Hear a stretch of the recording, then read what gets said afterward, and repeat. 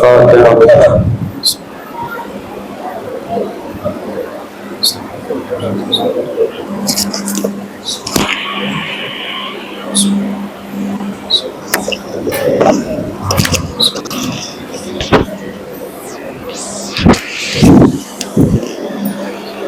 ما شاء الله لا حول ولا قوة إلا بالله العلي العظيم. أعوذ بالله من الشيطان الرجيم. بسم الله الرحمن الرحيم. الحمد لله الملك الحق المبين ابتعثه بالنور المبين والبرهان الجلي والمنهاج البادي والكتاب الهادي وسرته خير أسرى وشجرته خير شجرة أغصانها معتدلة وثمارها متعدلة مولده بمكة وهجرته بطيبة ألا يذكره وامتد منها صوته أرسله بحجة كافية وموعظة شافية ودعوة متلافية أظهر به الشرائع المجهولة وقمع به بدع المدخولة وبين به الأحكام المفصولة ثم الصلاة والسلام والتحية والإكرام على أشرف الأنبياء والمرسلين وخاتم النبيين الملقب بطه وياسين بالقاسم محمد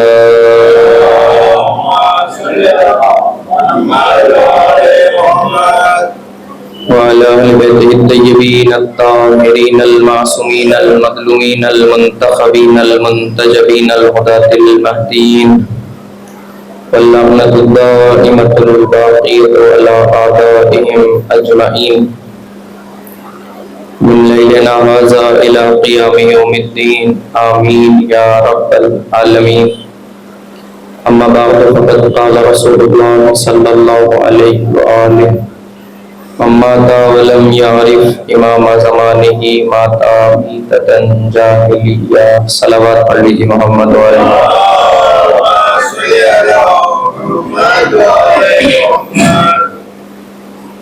حاضرین گرامی منزلت اور سامعین ایمان و بصیرت، ارباب ولا و عزا اور صاحبان فہم و ذکا، یہ مجلس آداب جناب سیدہ زینب کبریٰ سلام اللہ علیہ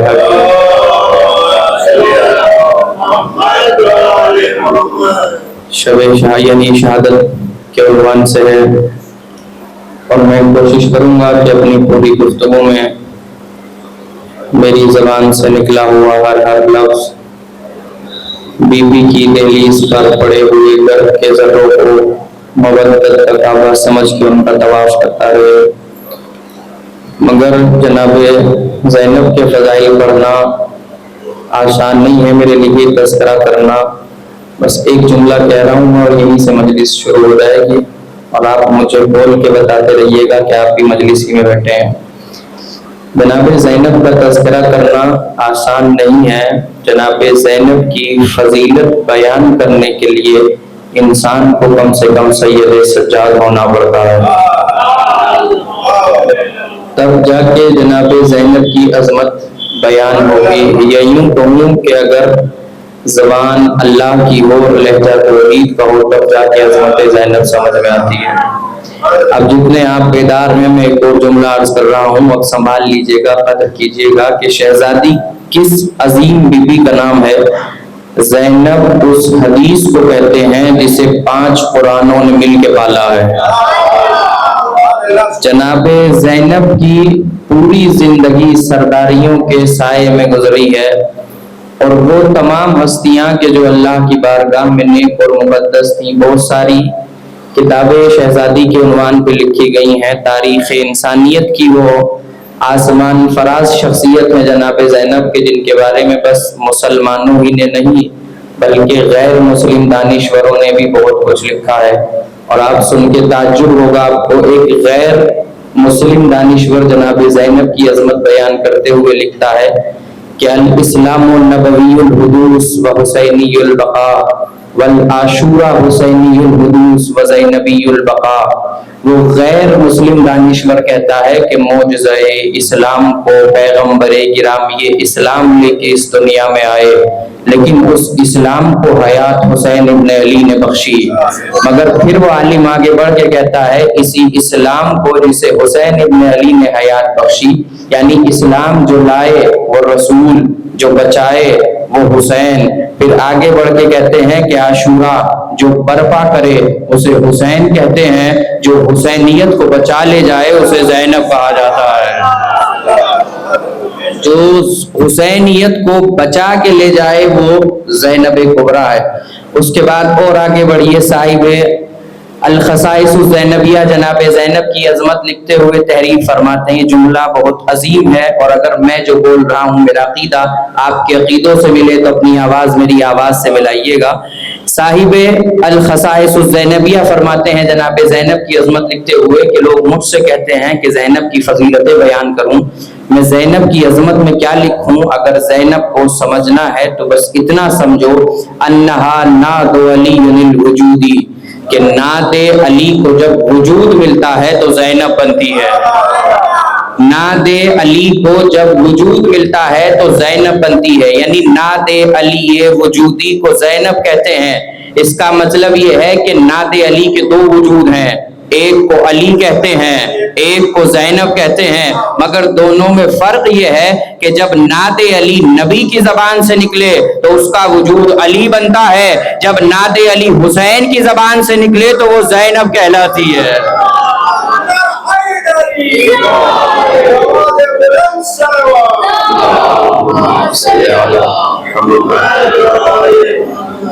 جب نعت علی حسین کی زبان سے نکلے تو وہ زینب کہلاتی ہے.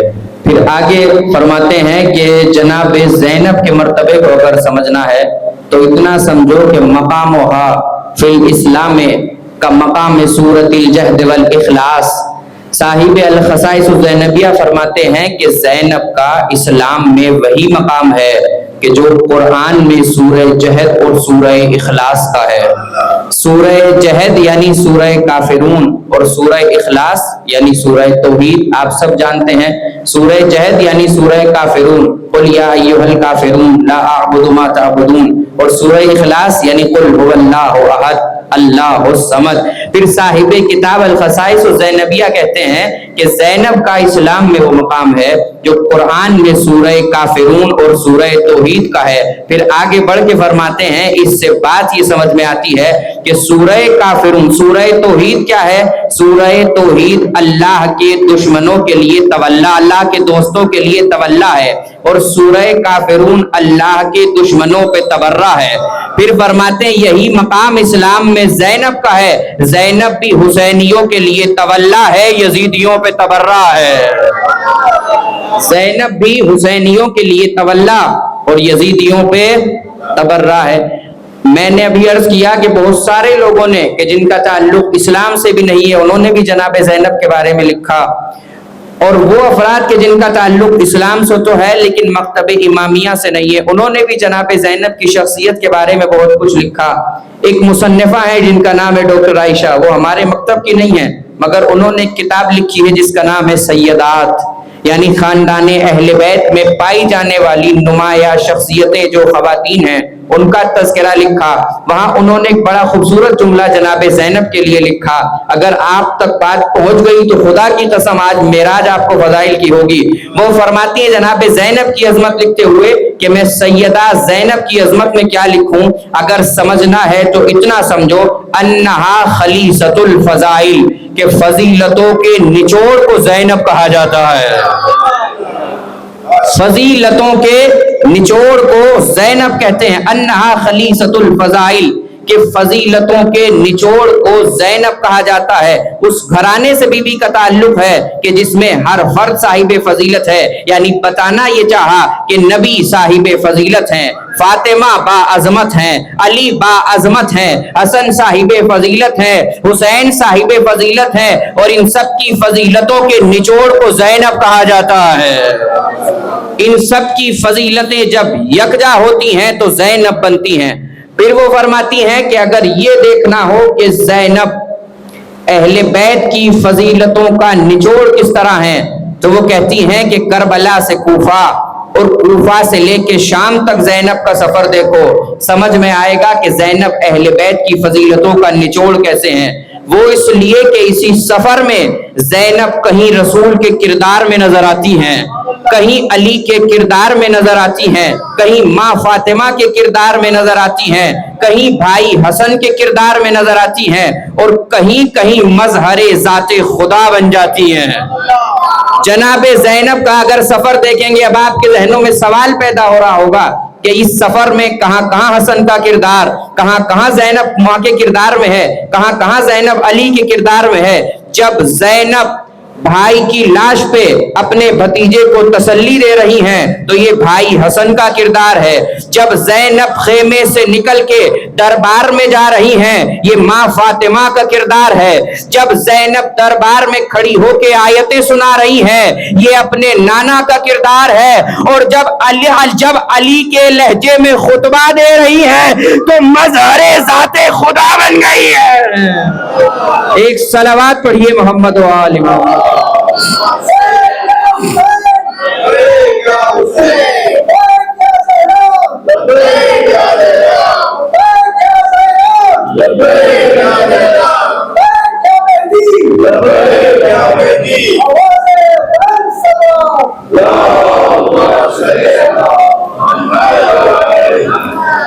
تو زینب جب علی کے لہجے میں خطبہ دے رہی ہیں تو یہ خدا کا کردار ہے کہ جو زینب ادا کر رہی ہیں، یعنی اللہ، اور پوری طالب علمانہ ذمہ داری سے کہہ رہا ہوں، میرے پاس بہت محدود سا علم ہے مگر اس تمام علم کو آنکھوں کے سامنے رکھ کے کہہ رہا ہوں، دو ہی شخصیتیں ہیں کہ جو علی کے لہجے میں بولتی ہوئی نظر آئی، یا فرش پہ زینب علی کے لہجے میں بولتی ہے یا عرش پہ خدا علی کے لہجے میں بولتا ہے۔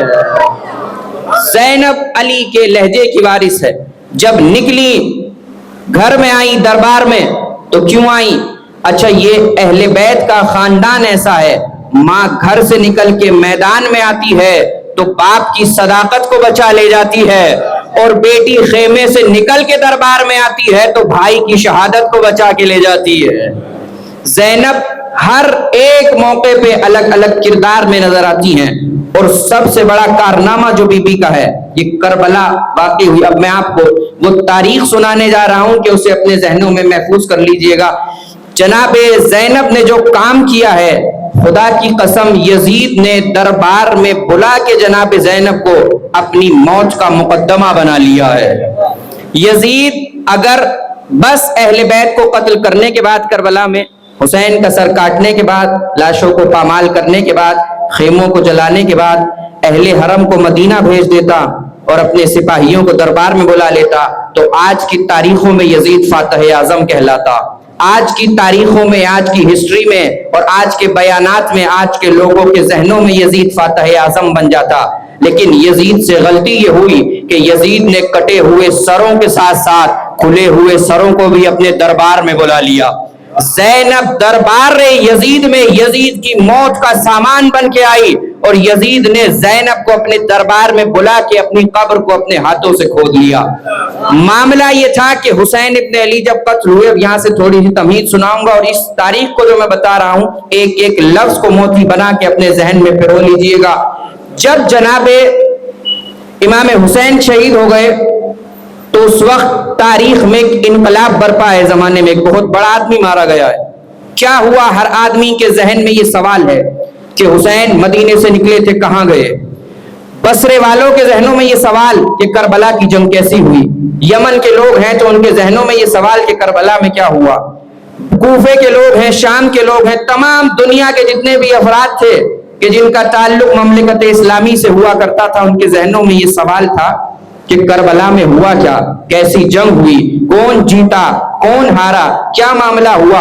اور ابھی 1 مہینہ گزر رہا ہے، 10 محرم کو حسین شہید ہوئے اور تقریباً سفر کی 8 یا 9 یا 10 کو اہل حرم دمشق میں داخل ہوئے۔ شام میں پہلی سفر کو پہنچ چکے ہیں لیکن دمشق میں دربار یزید میں 8 یا 10 یعنی 1 مہینہ گزرا ہے۔ اب یزید نے تمام مورخوں کو جمع کر لیا ایک تاریخ لکھوانے کے لیے، اور معتبر وہی تاریخ ہوتی ہے کہ جو حادثے سے جتنے قریب لکھی جاتی ہے. جو تاریخ جتنی قریب لکھی جائے گی وہ اتنی ہی معتبر سمجھی جاتی ہے. 1 مہینہ گزر رہا تھا، یزید نے، اب سب کے ذہنوں میں یہ سوال تھا کہ کربلا میں کیا ہوا، کون جیتا، کون ہارا، کس کو مارا، کیسے مارا. یزید نے لوگوں کو بلایا ہوا تھا، دربار کھچا کھچ بھرا ہوا ہے. اسی دربار میں اہل حرم بھی بیٹھے ہوئے ہیں. یہاں لوگوں کو فری میں کاغذ اور قلم بانٹے گئے اور آئے ہوئے ہیں لکھنے والے. ان لاکھوں کے مجمع میں ہزاروں کی تعداد میں لوگ ہیں کہ جو تاریخ لکھنے آئے ہیں. یزید کا ارادہ یہ تھا کہ اپنے آپ کو فاتح لکھوائے اور حسین کو لکھوائے کہ حسین کو شکست ہو گئی، اور اپنے آپ کو لکھوائے کہ ہم جیت گئے، حسین کو لکھوائے کہ حسین ہار گیا. سب لوگوں کو جب آمادہ کر لیا، بھرا ہوا دربار ہے، تملک باز ہیں، چاپلوس ہیں، ہلڑ ہنگامہ کرنے والے ہیں، دربار پوری طریقے سے آمادہ ہو گیا. جو یزید کی پلاننگ تھی کہ ہم یہ تاریخ لکھوائیں گے، یہ تاریخ کربلا قلم بند ہوگی اور پوری دنیا میں نشر ہوگی کہ کربلا میں کیا ہوا، حسین کے ساتھ کیا ہوا، یزید کون ہے. یزید کا ارادہ یہ تھا. دربار بھر گیا. اس کے بعد یزید آیا، آنے کے بعد تخت پہ بیٹھا، اپنے لشکر کے چیف کمانڈر کو، کون ہے، لشکر کا سپہ سالار کربلا میں یزید کے پسر سعد، عمر سعد کو حکم دیا کہ آؤ اور آنے کے بعد ان لوگوں کو بتاؤ کہ کربلا میں تم نے حسین کے لشکر کو کیسے شہید کیا. یہ کیا ہو رہا ہے، تاریخ لکھی جانے والی ہے. آج تاریخ کربلا قلم بند ہونی ہے. 1 مہینہ گزرا، اور اس بات کو اپنے ذہنوں میں رکھیے گا کہ جو تاریخ حادثے کے جتنے قریب لکھی جاتی ہے وہ اتنی ہی معتبر مانی جاتی ہے، وہ تاریخ اتنی ہی ثقہ سمجھی جاتی ہے. اب سب لوگوں نے قلم و کاغذ اٹھائے. اب کیا ہے، یہ لشکر یزید کا چیف کمانڈر اسٹیٹمنٹ دے رہا ہے. یزید نے کہا کہ بتاؤ کربلا کے میدان میں کیا ہوا. کہ لوگوں سنو، یہ ہمارے لشکر کا سپہ سالار تھا کہ جو کربلا کے میدان میں تھا، آج یہ بتائے گا کہ کربلا میں کیسے مارا. یزید کہتا ہے پسر سعد سے کہ بتاؤ ان لوگوں کو تم نے کربلا میں حسین کو کیسے مارا. اب پسر سعد کہتا ہے کہ امیر، کربلا میں جنگ ونگ کہاں ہوئی، کربلا میں تو کوئی لڑائی ہوئی نہیں. پھر کربلا میں کیا ہوا؟ کہ کربلا میں ہم لاکھوں کی تعداد میں تھے، حسین والے 70 یا 72 تھے، اور صبح صبح ہم نے، وہ کہتا ہے کہ نعوذ باللہ، حسین ہمیں دیکھ کے اپنے اصحاب کو لے کے گھبرا رہے تھے اور جان بچانے کی کوشش کر رہے تھے، اور ہم نے انہیں مار دیا اور چند لمحوں میں یہ لڑائی تمام ہو گئی. اب میں آپ کے سروں پہ قرآن رکھ کے ایک سوال کرتا ہوں، اگر بھرے دربار میں کوئی جواب دینے والا نہ ہوتا تو کیا ہوتا؟ اگر کوئی بولنے والا نہ ہوتا، یہی لکھا جاتا، یہی تاریخ بنتی، یہی ہسٹری بنتی کہ حسین کے لشکر میں تھوڑے سے لوگ تھے، انہیں چند لمحوں میں مار دیا گیا. حسین والے جان بچانے کو دوڑ رہے تھے، یزید والوں نے گھیر کے مار دیا. جب ایک مرتبہ پسر سعد یہ کہتا ہے نا کہ حسین اپنے اصحاب کو لے کے ایسے بھاگ رہا تھا، نعوذ باللہ، جیسے جانور اپنے بلوں میں جان بچانے کے لیے دوڑتا ہے، ہم نے گھیر کے مار دیا. ایک مرتبہ سارے دربار نے دیکھا کہ دربار کا سناٹا ٹوٹا، ایک بادل سا گرجا، ایک بجلی سی چمکی، ادھر سے لسان اللہ کی بیٹی اٹھی اور ایک مرتبہ پسر سعد سے مخاطب ہو کے کہتی ہیں، سقلت امکا یا ایھا الکذاب، اے جھوٹے، تیری ماں تیرے ماتم میں بیٹھے، ذرا سچ سچ بتا. اے جھوٹے، تیری ماں تیرے ماتم میں بیٹھے، سچ بول، سچ. اب لوگ کے جو لکھنے والے تھے انہوں نے کہا رہی کیا ہو گیا. سب لوگ جو بتا رہا ہے لشکر کا چیف کمانڈر، سپہ سالار لشکر یزید کا اسٹیٹمنٹ دے رہا تھا، انہوں نے چاہا کہ لکھیں، مگر اب سب نے قلم روک لیے کہ ابھی رکھو، ابھی مت لکھو، یہ کیا ہو گیا. یہ تو کہہ رہا تھا کہ ہم نے حسین کو گھیر کے مار لیا، وہ تھوڑے سے لوگ تھے، ہم لاکھوں تھے. مگر جناب زینب اٹھی کہ یہ قیدی عورت تو کہہ رہی ہے کہ یہ جھوٹ بول رہا ہے. اب یزید پسینہ پسینہ ہے. اتنی بے عزتی یزید کو اپنی زندگی میں کبھی محسوس نہیں ہوئی جتنی آج ثانیہ زہرا کے سامنے ہے. جناب زینب کہتی ہیں کہ اس سے کہ سچ بول، سچ بتائے کہ کربلا کے میدان میں کیا ہوا. یزید کہتا ہے کہ یہ کون ہے، جان بوجھ کے انجان بنا کہ یہ کون ہے. ایک مرتبہ پسر سعد کہتا ہے کہ امیر آپ کو نہیں معلوم، یہ علی کی بڑی بیٹی زینب ہے. اب ایک مرتبہ یزید کہتا ہے جناب زینب سے مخاطب ہو کے کہ آپ یہ کہہ رہی ہیں کہ میرے لشکر کا چیف کمانڈر یعنی میرے لشکر کا سپہ سالار جھوٹ بول رہا ہے, کربلا میں ایسی جنگ نہیں ہوئی جیسی یہ بتا رہا ہے, تو پھر آپ بتائیے کہ کربلا میں کیا ہوا.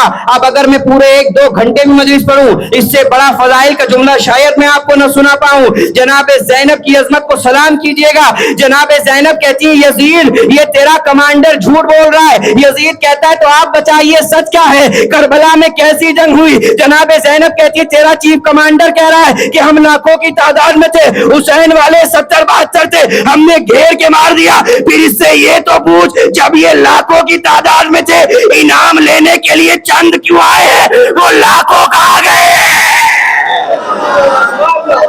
انعام لینے کے لیے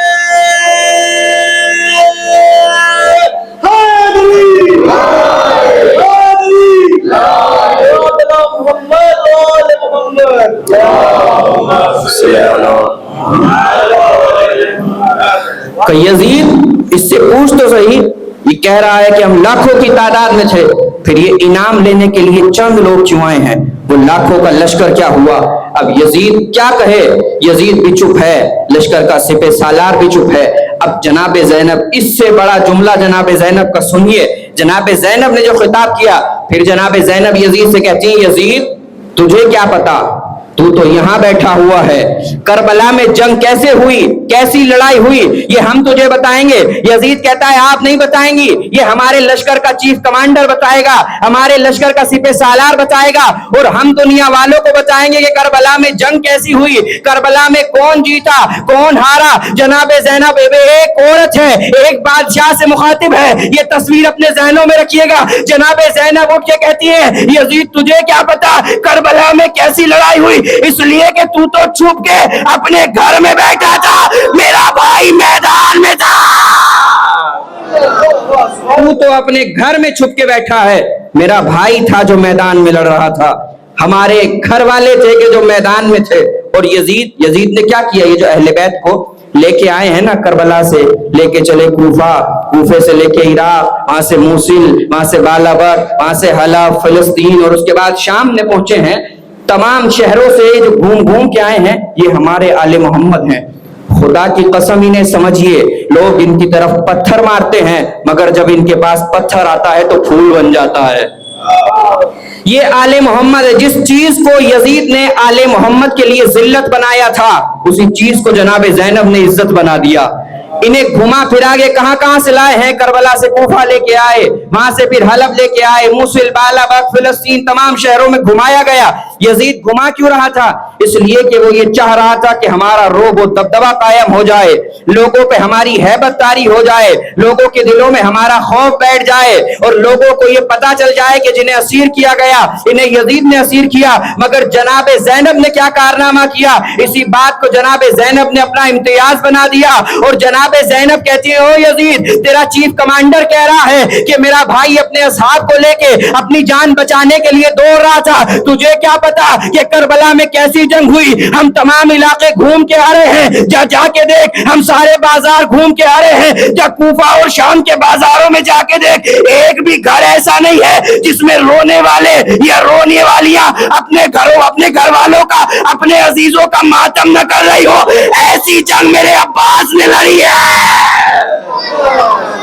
کوئی گھر ایسا نہیں بچا کوفے اور شام کا کہ جہاں گھر والے اور چاہنے والے اپنے عزیزوں کا ماتم نہ کر رہے ہوں. ایسی جنگ میرے بھائی نے لڑی ہے. جناب زینب ہیں اسی دربار میں, مگر میں نے کیا کہا یزید نے بلایا کس لیے تھا, تاکہ ان کی توہین کرے, مگر اب معاملہ الٹا ہو رہا ہے. اسی دربار میں بھرا ہوا دربار ہے یزید کا, اس میں بہت سارے لوگ بیٹھے ہوئے ہیں, سفیر روم بھی ہے.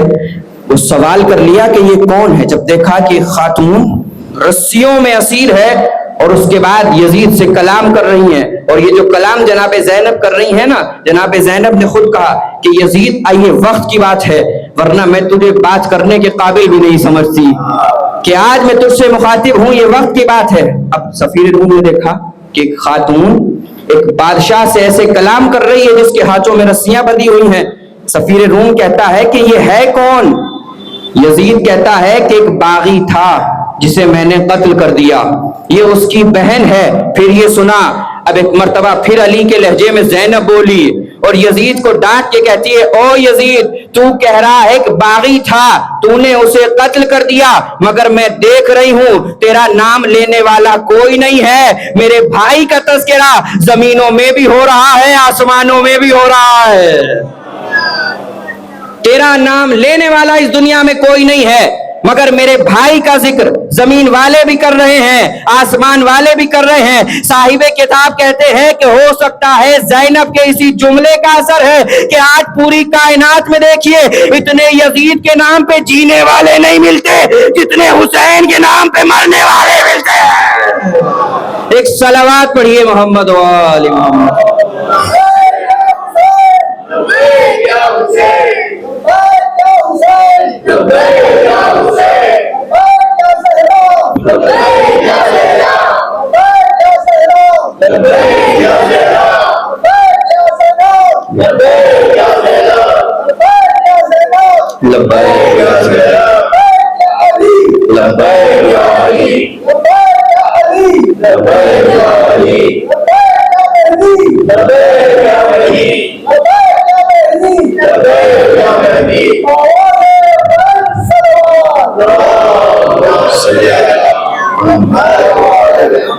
تو جناب زینب نے کیا کہا کہ تو کہہ رہا ہے ایک باغی تھا جسے قتل کر دیا مگر میں دیکھ رہی ہوں تیرا نام لینے والا کوئی نہیں ہے. میرے بھائی کا ذکر زمینوں میں بھی ہو رہا ہے آسمانوں میں بھی ہو رہا ہے. پھر سفیر روم یزید سے کہتا ہے کہ یہ ہے کون؟ جناب زینب کہتی ہیں سفیر روم یہ تجھے کیا بتائے گا کہ ہم کون ہیں؟ میں تجھے بتاتی ہوں کہ ہم کون ہیں اور میں یہی نہیں بتاؤں گی کہ ہم کون ہیں میں یہ بھی بتاؤں گی کہ ہم کون ہیں اور میں یہ بھی بتاؤں گی کہ یہ کون ہے. اب جملہ سنیے اگر پہنچے تو بتائیے گا. جناب زینب کہتی ہے سنو سفیر روم جدی سید الانبیاء و ابی سید الاوصیاء و امی سیدۃ النساء و اخی سید الشہداء. سنو سفیر روم میرا نانا نبیوں کا سردار میرا بابا ولیوں کا سردار میری اماں عورتوں کی سردار میرا بھائی شہداء کا سردار. او سفیر روم ہم سرداروں کی اولاد ہے یہ غلام کا بیٹا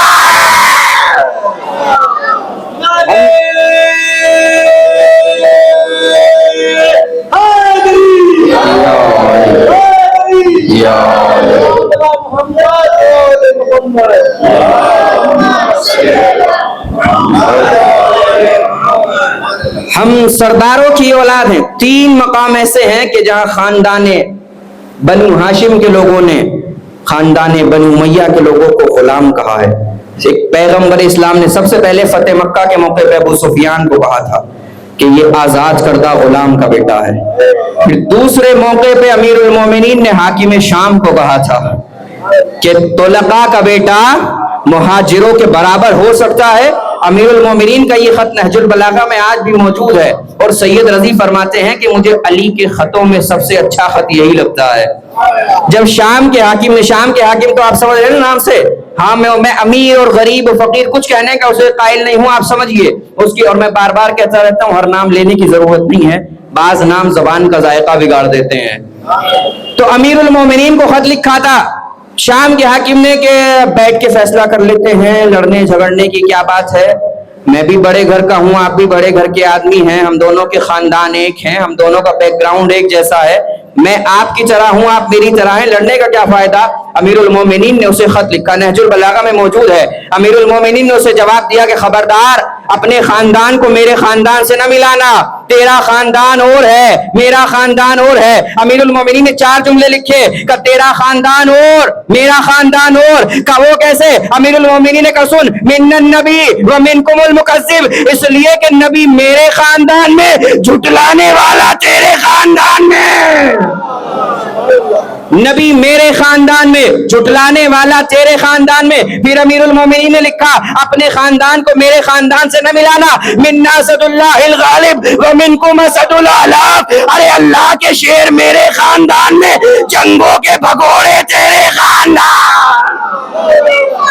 اللہ کے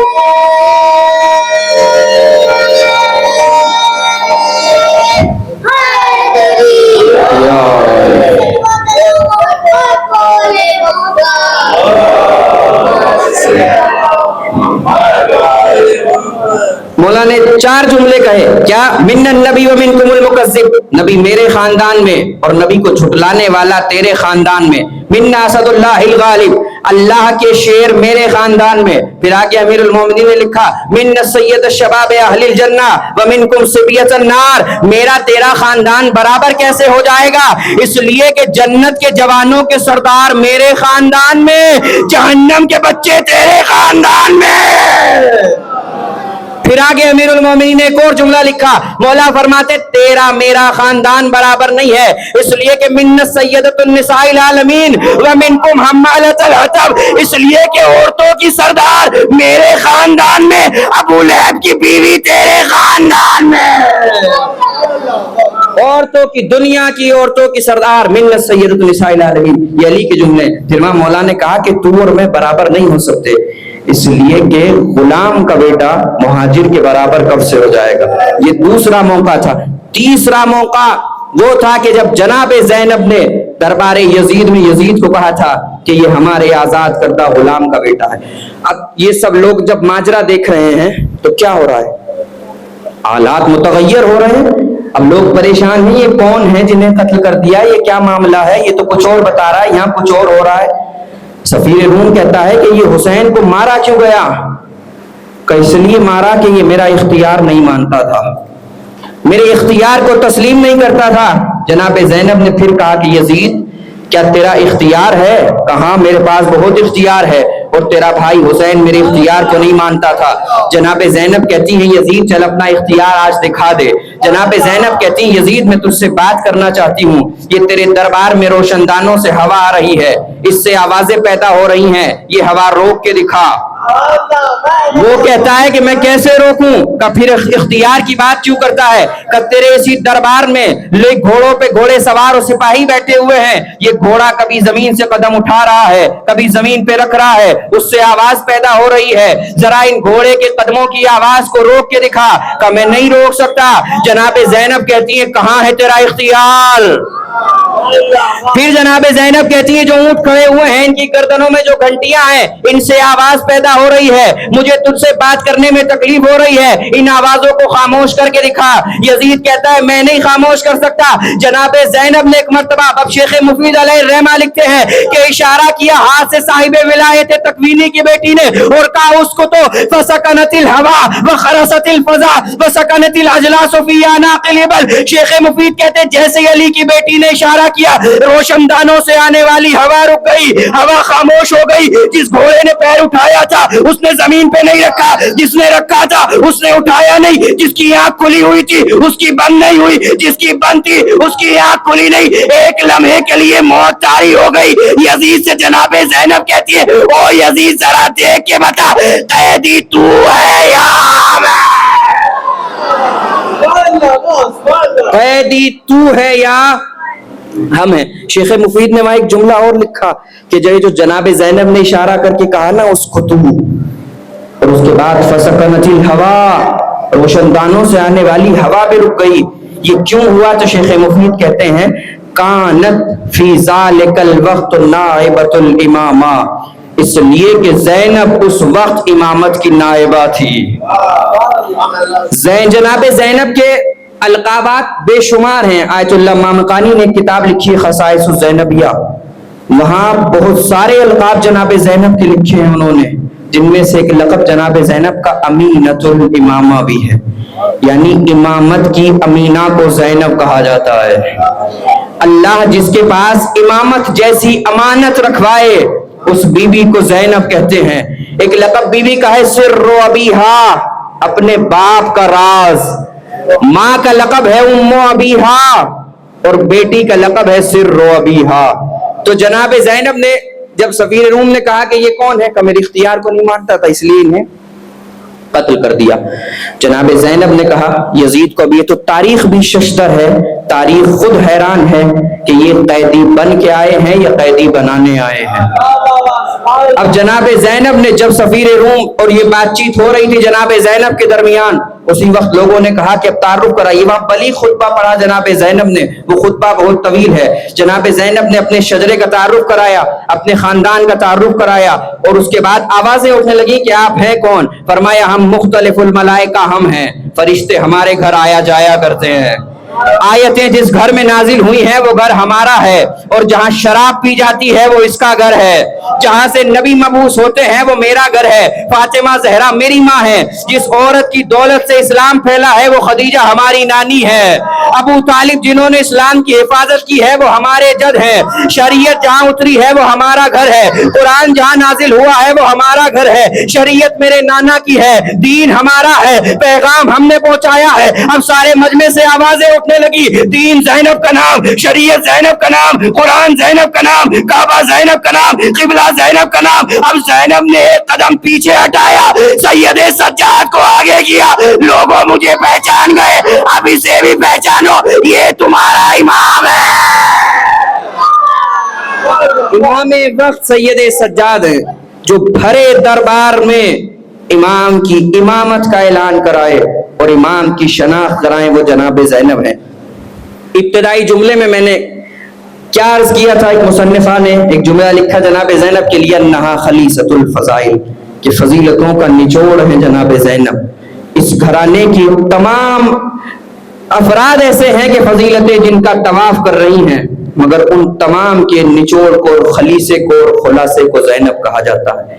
زینب کہیں ماں کے کردار میں ہیں, زینب کہیں بھائی کے کردار میں ہیں, زینب کہیں باپ کے کردار میں ہیں, اور زینب کہیں اپنے دادا کے کردار میں ہیں. دادا ابو طالب کا کردار بھی جناب زینب نے نبھایا. آپ سوچیں گے وہ کیسے؟ اس لیے کہ زینب 5 معصوموں کے سائے میں پلی ہے اور 2 معصوموں کو اپنے سائے میں پالا ہے.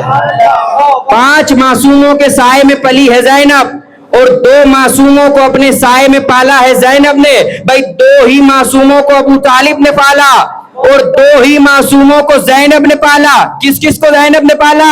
آپ کے چوتھے امام کو. نام کیا ہے آپ کے چوتھے امام کا؟ زین العابدین تو مولا کا لقب ہے, نام علی ہے. ماشاءاللہ, سلامت رہیے. صلوات پڑھیے محمد و آل محمد.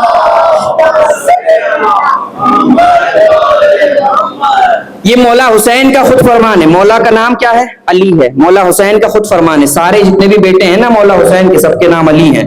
اور مولا حسین خود فرماتے تھے کہ اللہ اگر مجھے 100 بیٹے دے, 100 کے نام علی ہوں گے, اور 100 بیٹیاں دیں تو 100 کے نام فاطمہ ہوں گے.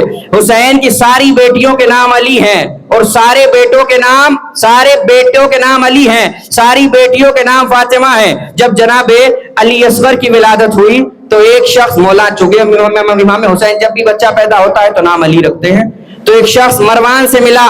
مروان نے کہا کہ سنا ہے علی حسین کے یہاں بیٹا پیدا ہوا ہے. کہاں؟ کہ کیا نام رکھا؟ کہ کیا رکھتے؟ علی رکھا ہے. مروان چڑ گیا اور چڑ کے کہتا ہے کہ حسین کو کوئی اور نام ملتا ہی نہیں ہے. جب بھی بیٹا پیدا ہوتا ہے اس کا نام علی رکھ دیتا ہے, جب بھی بیٹا پیدا ہوتا ہے اس کا نام علی رکھ دیتا ہے. یہ چاہنے والا وہاں سے ایک دن امام حسین کی خدمت میں آیا. کہ مولا مجھے مروان ملا تھا. کہ کیا کہا؟ کہ یہ پوچھ رہا تھا آپ نے بیٹے کا نام کیا رکھا. میں نے جب علی بتایا وہ چڑ گیا.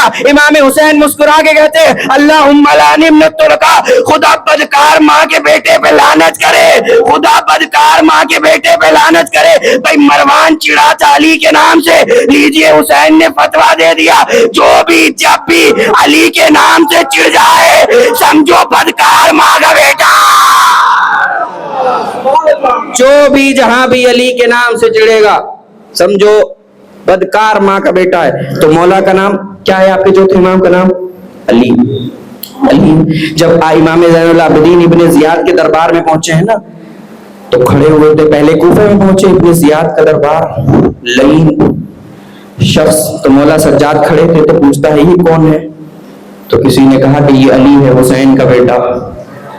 کہ وہ جسے کربلا میں مارا وہ بھی علی تھا, جس کی گردن پہ تیر مارا یہ بھی علی تھا. ابن زیاد بھی چڑھا اور کہتا ہے یہ کیا ہے جو اپنے سارے بیٹوں کے نام علی رکھ دیے. امام زین العابدین کا جواب سنیے. مولا کا جواب ہے, میرا نہیں ہے.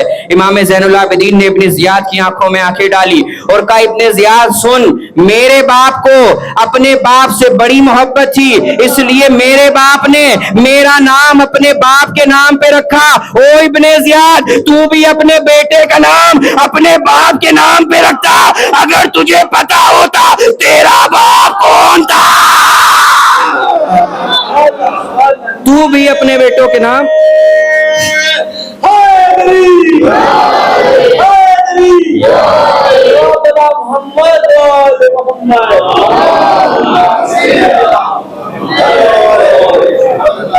تو ایک کردار جناب زینب کا ہے، دادا ابو طالب کا کردار۔ 2 معصوموں کو ابو طالب نے پالا اور 2 معصوموں کو جناب زینب نے پالا، اور اتفاق کی بات ہے آپ کے چوتھے امام کا نام سمجھ گئے کیا ہے؟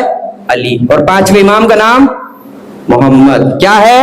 محمد۔ لاکھوں کروڑوں سلام عظمت زینب پہ۔ بھائی 2 معصوموں کو ابو طالب نے پالا، 2 معصوموں کو زینب نے پالا، اور عجیب اتفاق یہ ہے کہ ابو طالب کی آغوش میں بھی ایک طرف محمد ہے، ایک طرف علی ہے، زینب کی آغوش میں بھی ایک طرف محمد ہے، ایک طرف علی ہے۔ یہ کردار جناب زینب کا ہے، دادا ابو طالب کا کردار۔ ہر کردار کو جناب زینب نبھا رہی ہیں، اور جب نکلنے لگے سب سے عظیم کارنامہ، اس دن میں نے مجلس میں عرض کیا کہ جب اہل بیت شام کے دربار میں داخل ہوئے تو کیا ہوا؟ اذان ہوئی، اور امام سید سجاد نے کیا کہا کہ جب تک یہ اذانیں ہوتی رہیں گی میرے باپ کی جیت کا اعلان ہوتا رہے گا۔ تو اس کا، اور جب جانے لگے نا 1 سال 2 سال بھائی اختلاف روایات، جب بھی اہل بیت کو رہائی کا حکم ملا سید سجاد سے کہا یزید نے کہ آپ کو رہا کر دیا گیا، اب آپ چاہیں تو یہاں رہیں چاہیں تو چلے جائیں۔ جناب زینب کے پاس آئے سید سجاد اور کہا کہ پھوپھی اماں ہمیں رہا کر دیا گیا، اب چلیں گے۔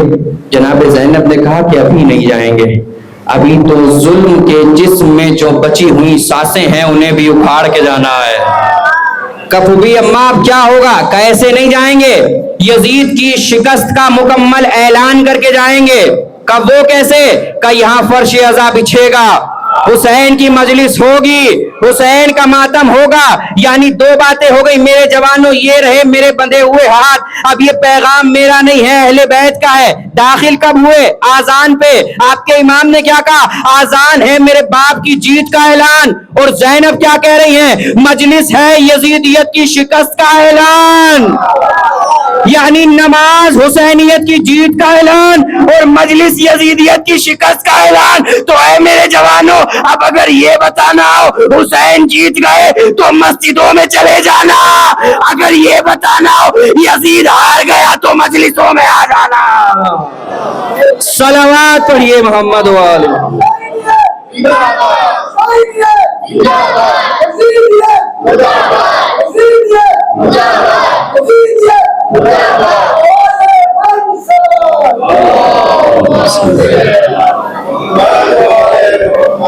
تو مسجد اور مجلس، نماز اور ماتم، ان دونوں کے درمیان دین ہے۔ ہمارا دین اہل بیت کے بغیر کامل نہیں ہوتا۔ ہم تو جانتے ہیں جہاں نماز پڑھتے ہیں نا، نماز بھی جہاں پڑھتے ہیں تو وہاں ہم چھوٹا سا علم ضرور لگاتے ہیں، اہل بیت کی یاد وہاں بھی تازہ رکھتے ہیں، اور نماز پڑھ کے وہاں جا کے سلام کرتے ہیں۔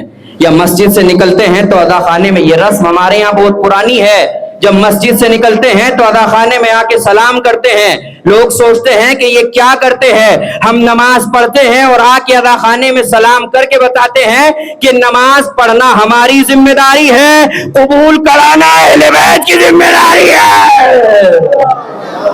نماز پڑھنا، اور یہ ہمارا بھی طریقہ نہیں۔ جناب سلمان کو تو آپ سب جانتے ہوں گے، نام سنا سا ہے یا نہیں ہے؟ اہل بیت کے چاہنے والے ہیں، کئی 100 سال زندگی ہے جناب سلمان کی، بزرگ صحابی ہے جناب سلمان رسول اللہ کے۔ جب اذان ہوتی تھی نا، یہ لہج الفارس جناب سلمان کی زندگی پہ کتاب لکھی گئی ہے بہت ضخیم، اس میں ہے کہ جب اذان ہوتی تھی مسجد میں مدینے میں تو سب لوگ تو مسجد کی طرف جاتے تھے، سلمان فاطمہ کے دروازے کی طرف جاتا تھا۔ سب لوگ مسجد کی طرف دوڑتے تھے، سلمان فاطمہ کے گھر کی طرف جاتا تھا۔ جب کچھ لوگوں نے دیکھا انہیں اچھا نہیں لگا، ان میں سے ایسے لوگ بھی ہیں کہ جن کے ایمان کے بارے میں حدیثیں ہیں، آپ نے سنا ہوگا بہت ساری چیزیں ایسی ہیں کہ جو معاشرے میں مشہور ہو جاتی ہیں جن کی کوئی بنیاد نہیں ہوتی، بے بنیاد چیزیں. آپ نے ایک بہت بڑی شخصیت ان کے بارے میں کہتے ہیں کہ ان کا ایمان اتنا ہے کہ اگر ترازو کے ایک پلے میں ان کا ایمان رکھو اور دوسرے میں پوری کائنات کا ایمان رکھو تو ان کے ایمان والا پلہ بھاری ہو جائے گا اور پوری دنیا کے ایمان والا پلڑا ہلکا رہ جائے گا. ایک بہت بڑے آدمی کے بارے میں یہ حدیث ہے، نام نہیں لوں گا میں، آپ پہنچ گئے ہوں گے. اچھا جناب اس کا بہت خوبصورت جواب جناب بہلول نے دیا ہے. جناب بہلول کا بھی نام آپ سب نے سنا ہوگا. عباسی خلیفہ کے اب اگر بات پہنچی تو آپ یہاں بیٹھے نہیں رہیں گے، دیوانگی میں جھوم جائیں گے. اہل بیت کے چاہنے والا عباسی خلیفہ کا دربار سجا ہوا تھا، وہاں جناب بہلول بھی تھے. تو عباسی خلیفہ کہتا ہے کہ بہلول کیا یہ حدیث صحیح ہے کہ ایک شخص کے جن کے بارے میں یہ کہتے ہیں کہ ان کا ایمان ترازو کے پلے میں رکھا جائے اور باقی پوری کائنات کا ایمان ترازو کے دوسرے پلے میں رکھا جائے تو ان کے ایمان والا پلہ بھاری ہوگا اور ساری کائنات کے ایمان والا پلہ ہلکا ہوگا. جناب بہلول کہتے ہیں کہ یہ حدیث صحیح نہیں ہے. جیسے ہی جناب بہلول نے ایک 10-15 آدمی اٹھ گئے اور اٹھنے کے بعد کہتے ہیں حدیث کیسے صحیح نہیں ہے، حدیث صحیح ہے. جناب بہلول مسکرا کے کہتے ہیں اچھا حدیث صحیح ہے تو پھر ترازو خراب ہوگا. حدیث صحیح ہے تو ترازو خراب ہو گیا ہوگا. تو ایسے ایسے لوگ بھی ہیں ان میں کہ جو ایمان کے اتنے بڑے دعوے دار ہیں مگر کسی کو نبی کی زبان سے یہ سند نہیں ملی کہ جو جناب سلمان کو ملی ہے کہ سلمان ایمان کے 10ویں درجے پہ فائز ہے. اب میں ان کے لیے بھی کہہ رہا ہوں جن کا ایمان ڈول رہا ہے اپنے دلوں پہ ہاتھ رکھیے اور سنیے. جب آذان ہوتی ہے لوگ جاتے ہیں مسجد کی طرف، جناب سلمان جاتے ہیں جناب سیدہ کے دروازے کی طرف. ایک دن لوگوں نے آ کے نبی سے شکایت کی کہ یا رسول اللہ جب آذان ہوتی ہے ہم تو مسجد میں آتے ہیں اور سلمان فاطمہ کے دروازے کی طرف جاتا ہے. نبی نے مسکرا کے کہا مجھ سے کیوں پوچھتے ہو، ابھی سلمان آئے گا اس سے ہی پوچھ لینا. اتنی دیر میں جناب سلمان آئے. نبی کہتے ہیں سلمان یہ لوگ کہہ رہے ہیں جب آذان ہوتی ہے یہ مسجد میں آتے ہیں تو فاطمہ کے دروازے کی طرف جاتا ہے. جناب سلمان ہاتھ جوڑ کے کہتے ہیں یا رسول اللہ میں سیدہ کے دروازے پہ جا کے انہیں بتانا یہ چاہتا ہوں نماز اسی کی قبول ہوگی جس سے فاطمہ راضی ہوں گی.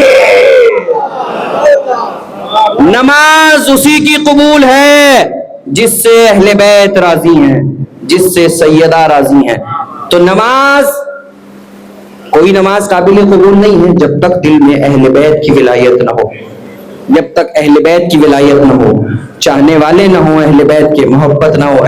نبی کی ایک حدیث ہے جس میں پیغمبر نے فرمایا کہ ہر چیز کی ایک اصل و اساس ہے اور ہر چیز کا ایک سید و سردار ہے.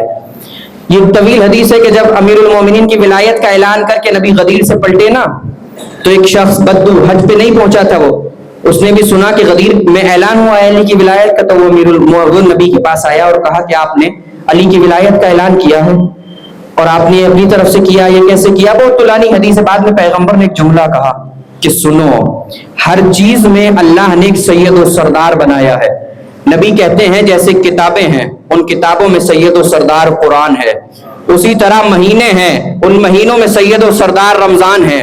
اور رمضان کی بھی ساری راتیں برابر نہیں ہیں بلکہ ان میں ایک رات ہے کہ جو 1000 راتوں سے بہتر ہے. پھر نبی فرماتے ہیں اللہ کے لاکھوں کی تعداد میں ملائکہ ہیں مگر ان میں بھی سید الملائکہ جبرائیل ہیں. اسی طریقے سے اللہ نے انبیاء بنائے ہیں، انبیاء بھی لاکھوں ہیں مگر ان سب کا سردار میں ہوں. اسی طرح اللہ نے اوصیاء بنائے ہیں، اوصیاء بھی بہت ہیں مگر ان سب کا سید و سردار علی ہے. اور سن اے شخص اب تو نے سوال کر لیا ہے، اسی طریقے سے اللہ نے عبادتیں بھی پیدا کی ہے. وَحُبِّي وَحُبُّ عَلِي ابن ابی طالب سید الاعمال، اسی طریقے سے میری محبت اور علی کی محبت تمام اعمال کی سردار ہے. جب تک میری محبت نہ ہو اور علی کی محبت نہ ہو کوئی عمل قابل قبول نہیں ہے. تو یہ جناب زینب دونوں پیغام دیے ہیں، اس کے بعد نکلی ہیں اور زندگی بھی سختیوں میں گزاری. جناب زینب کے القابات میں بات کر رہا تھا، انہیں القابات میں سے ایک لقب جناب زینب کا ہے مسیل و خدیجہ، اور یہ لقب خود پیغمبر اسلام نے جناب زینب کو دیا ہے. جب جناب زینب کی ولادت ہوئی نا تو پیغمبر اسلام کو سفر پہ تھے یا کہاں تھے، بہرحال نبی آئے اور آنے کے بعد جناب زینب کو لیا اور مسجد میں پہنچے اور اصحاب کا مجمع تھا تو لوگوں نے دیکھا بچی پیدا ہوئی ہے تو حضور نے وہاں یہ جملہ فرمایا ہاذہی مسیل خدیجہ، کہ میری یہ بیٹی زینب خدیجہ کی مثل ہے. یہ لقب جناب زینب کو پیغمبر اسلام نے دیا. کیوں؟ بہت ساری وجوہات علماء نے لکھی کہ پیغمبر اسلام نے کیوں فرمایا. ان میں سے ایک، جیسے ہمدم و مونس جناب خدیجہ پیغمبر اسلام کی تھی، اسی طریقے سے جناب زینب اپنے وقت کے امام کی ہمدم و مونس ہے، ہر لمحہ نصرت. دوسری ایک اہم وجہ کہ جو عموماً یہ بیان بھی نہیں ہوتی، آپ نے سنا بھی نہیں، جناب عبداللہ جو جناب زینب کے شوہر تھے نا، عرب کے مالدار ترین اشخاص میں ان کا شمار ہوتا تھا. بہت بڑے تاجر تھے وہ عرب کے، اور اتنے بڑے تاجر تھے کہ حکومتوں کو قرضے دیا کرتے تھے. اب آپ سوچ لیجیے اس شخص کا بیک گراؤنڈ فائنینشلی کیسا ہوگا کہ حکومتیں جس سے لون لیتی ہوں گی.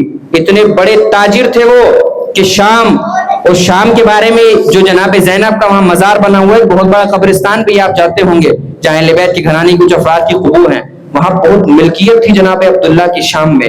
شام کی حکومت مقروض رہتی تھی جناب عبداللہ کی. اور کیوں اتنے آگے نکلے؟ انہیں پیغمبر اسلام کی دعا تھی. پیغمبر اسلام نے جناب عبداللہ کو دعا دی تھی بچپنے ہی میں.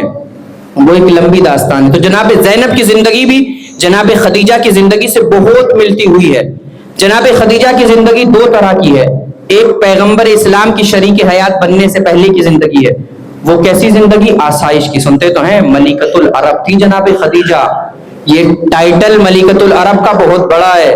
اس وقت عرب میں کہ جب عورت ہونا عیب سمجھا جاتا تھا، اس وقت سارے عرب جناب خدیجہ کے پیروں کی خاک بنے ہوئے تھے.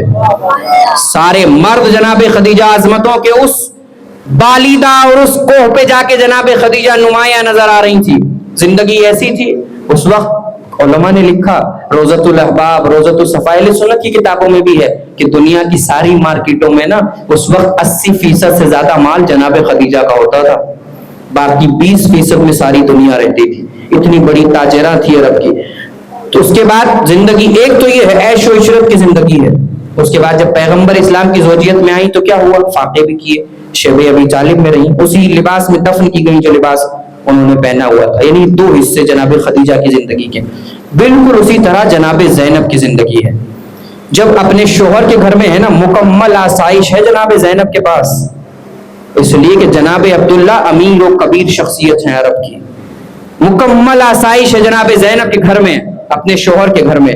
مگر جب بھائی کے ساتھ ہیں تو کربلا کے میدان میں آپ سنتے ہیں یہ بھوک ہے، پیاس ہے، صدقے کی کھجوریں پھینکی جا رہی ہیں، گرم پانی پھینکا جا رہا ہے. اسی لیے پیغمبر نے فرمایا حاذہ مسیل خدیجہ، میری یہ بیٹی خدیجہ کی طرح ہے. شخصیت میں جناب زینب جناب خدیجہ کی طرح ہے. مصیبتیں بھی بہت ہیں جناب زینب کے جہاں القاب میں آپ سنتے ہوں گے. علامہ مقانی نے لکھی بے شمار لقب، ام العقائل، سیدۃ العقائل، عقیلہ بنی ہاشم، ام سر ابیہا، امینۃ الامامہ، قرۃ الحسین، بے شمار القاب جناب زینب کے. یہ ایک لقب جناب زینب کا ہے ام المصائب. ہر مسائل جہاں آ کے تمام ہو جاتا ہے وہ ذات جناب زینب کی ذات ہے. مصیبتیں بھی دیکھی جناب زینب، کیسی مصیبتیں دیکھ رہے ہیں. نانا کا غم جناب زینب نے دیکھا، ماں کی ٹوٹی ہوئی پسلیاں بھی جناب زینب نے دیکھی، جلتا ہوا دروازہ بھی جناب زینب نے دیکھا، اپنے بھائی محسن کی شہادت بھی جناب زینب نے دیکھی، اپنے باپ کے گلے میں رسی بھی جناب زینب نے دیکھی، باپ کا شگاف سر بھی جناب زینب نے دیکھا، بھائی حسین کے جگر کے ٹکڑے بھی زینب دیکھ رہی ہے. حسن کو زہر دیا گیا، جگر کے ٹکڑے آئے تو زینب نے دیکھا. اس سے بھی بڑی مصیبت عزادارو زینب کی کیا ہے؟ حسین کی گلے پہ چلتا ہوا خنجر بھی زینب دیکھ رہی ہے. کسی مرد کا کلیجہ بھی پھٹ جائے جو مصیبتیں زینب برداشت کر رہی ہیں. اسی لیے تو ام المصائب کہا جاتا ہے زینب کو. زینب ساری مصیبتیں برداشت کر رہی ہیں. آپ نہیں سنتے آسان نہیں تھا زینب کے لیے 70 قدم کے فاصلے سے صدائیں دیتی رہی پسرے ساتھ نہ مار میرا ماں جایا حسین. میری ماں نے چکیاں پیس پیس کے بالا ہے. مگر اس کے بعد ستم کیا ہوا آپ سنتے تو ہیں. نوحے میں کیے ہیں شمر نے 2 قتل خنجر سے، लहू हुसैन का पोछा बहन की चादर से। इमाम हुसैन अलैहिस्सलातु वस्सलाम को कत्ल कर दिया गया। आप शाम जाएंगे ना, जब आप जनाब ज़ैनब की मुसीबतें सुनोगे, जब आप शाम जाएंगे तो वहां जियारत करते हैं ना बीबी की, वहां जनाब ज़ैनब की जियारत में एक जुमला लिखा हुआ है, अस्सलामु अलैके मन ज़ुल्मत अला मनाकिबिहा, कि मेरा सलाम हो उस बीबी पर जिसके मनकबों पे मारता हुआ शिमर करबला से शाम ले आया। अभी मैंने मनकब कहा है, शायद आप ना समझे हो। मनकब जानते हो किसे कहते हैं? अरबी में जिस्म की उभरी हुई हड्डियों को मनकब कहा जाता है। ये हाथ की हड्डियां मनकब कहलाती है, ये घुटनों की हड्डियां मनकब कहलाती है, ये कमर की हड्डी मनकब कहलाती है। रे ज़ैनब की मुसीबतों को सुनो, सलाम करो उस बीबी पर कि जिसके जिस्म की हड्डियों पे मारता हुआ शिमर करबला से कूफा और कूफे से शाम ले आया। और ज़ैनब हर मोड़ पे अब्बास याद तो आता होगा ज़ैनब को, जिसकी मुहाफिजत में ज़ैनब चली होंगी। जब घर से चली थी तो पर्दे का क्या एहतमाम व आलम है। माली साहिब माली सिब्तैन ये रिवायत लिखते हैं कि जब अहले बैत का काफिला घर से निकलने लगा तो इमाम हुसैन ने जनाब अब्बास से कहा कि अब्बास क्या सारी तैयारियां मुकम्मल हो गई? जनाब अब्बास कहते हैं हाँ आका सारी तैयारियां मुकम्मल हो गई। एक मर्तबा इमाम हुसैन कहते हैं चलो अब्बास फिर चलो बीबियां आने वाली है। इतनी देर में जनाब अब्बास कहते हैं, साहिब माली सिब्तैन लिखते हैं कि जनाब अब्बास कहते हैं आका जरा चंद लम्हे और रुक जाइए। हुसैन कहते हैं अब्बास तुम तो कह रहे थे तैयारियां मुकम्मल हो गई, फिर चंद लम्हे क्यों रुकना? आका बस चंद लम्हे और रुकिए। अब्बास ने अपनी तलवार निकाली, आसमानों में लहराई, कहा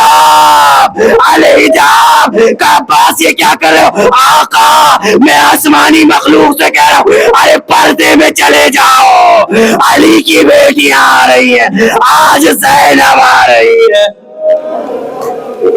अजरुकुम अल्लाह अजरुकुम अल-ज़हरा, आज़ादारों जिन बीबियों के सरों को कभी आसमान ने न देखा, आज वही ज़ैनब उम्मे कुलसूम है, आज बरहनासर है, आज बेरिदा है, चादरें उतार ली गई है। आज़ादारों रिवायत ये बताती है कि जब अहले हरम का काफिला यजीद के दरबार में पहुंचा ना, यजीद के दरबार में जनाब ज़ैनब है, बीबियों ने झुरमुट किया हुआ है, जनाब ज़ैनब को अपने घेरे में लिया हुआ था।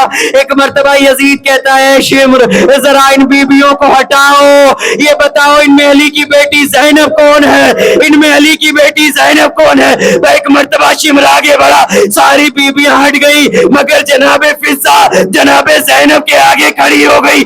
जनाबे ज़ैनब कहती है ए अम्मा फिजा आप भी हट जाइए। जनाबे फिजा रो के कहती है ए बीबी मुझे अम्मा भी कह रही हो और हटने के लिए भी कह रही हो, अरे मैं कैसे हट जाऊं? वो देखो सामने लोग शराब पी रहे हैं, तुम्हारे सर पे चादर नहीं है, ऐ शहजादी अरे मैं कैसे हटूं? शराबियों का मजमा। अली की बेटियां हैं, आवाजों को आजाद छोड़ेंगे। अब जिसे जुमला समझ में आए वो हाय करके मातम जरूर करना। जनाबे ज़ैनब कहती है ए अम्मा फिजा हट जाइए। जनाबे फिजा जब न हटी, यजीद कहता है ए शिमरी सईफा को हटाओ। शिमर आगे बढ़ा, ताजियाना निकाला, जनाबे फिजा के हाथ पे ताजियाना लगा, खून का फव्वारा जारी हुआ। यजीद के दरबार में कुछ हबशी गुलाम खड़े हुए थे, उन्होंने तलवारें निकाली, कहा यजीद शिमर को रोक ले, अब फिजा को ताजियाना न लगे वरना हमें बर्दाश्त ना होगा। ये सुना ज़ैनब ने मदीने का रुख किया, ए नाना कनीजों के वारिस आ गए, ज़हरा की बेटियां बेरिदा है। ए नाना कनीजों के वारिस आ गए हैं मगर ज़हरा की बेटियों के वारिस कहाँ है? आज़ादारों जनाबे ज़ैनब की मुसीबतें आसान नहीं है, उम्मुल मसाइब कहा गया है ना बीबी को। बस 2 जुमले पढ़ूंगा और खत्म हो रही है मजलिस। जिसे अभी तक रोना नहीं आया वो बीबी से आंसुओं की खैरात तलब करे। आज़ादारों ये जो शाम कूफा और करबला का सफर है ना, यहाँ 70 से ज्यादा मकामात उलमा ने लिखे हैं कि इस सफर में बहुत सारे लोग ऐसे हैं जिन्होंने जनाबे ज़ैनब को नहीं पहचाना। बहुत सारी ساری کنیزیں ایسی ہیں جنہوں نے زینب کو نہیں پہچانا, بہت سارے غلام ایسے ہیں جنہوں نے زینب کو نہیں پہچانا, مگر علماء مقاتل کہتے ہیں دو چیزیں ایسی ہیں جنہیں زینب نے نہیں پہچانا. ایک تو نانا کا مدینہ ہے جسے زینب نہ پہچان سکی, اور دوسرے عباس کی قبر ہے جسے زینب نے نہ پہچانا. جب کربلا میں پہنچے اور کہا سجاد مجھے عباس کی قبر پہ لے چل, سید سجاد ایک چھوٹی سی قبر پہ لائے. اے پھوپھی اماں یہ چچا عباس کی قبر ہے. زینب نے کہا اے سجاد میرا عباس تو طویل القامت تھا, قبر چھوٹی کیوں بنائی؟ کہا پھوپھی اماں چچا عباس کا لاشا جب میں اٹھاتا تھا لاشا بکھر جاتا تھا, چٹائی میں لپیٹ کے دفنایا. وَسَيَعْلَمُ الَّذِينَ ظَلَمُوا أَيَّامًا الَّذِينَ إِنَّا لِلَّهِ وَإِنَّا إِلَيْهِ رَاجِعُونَ. حسین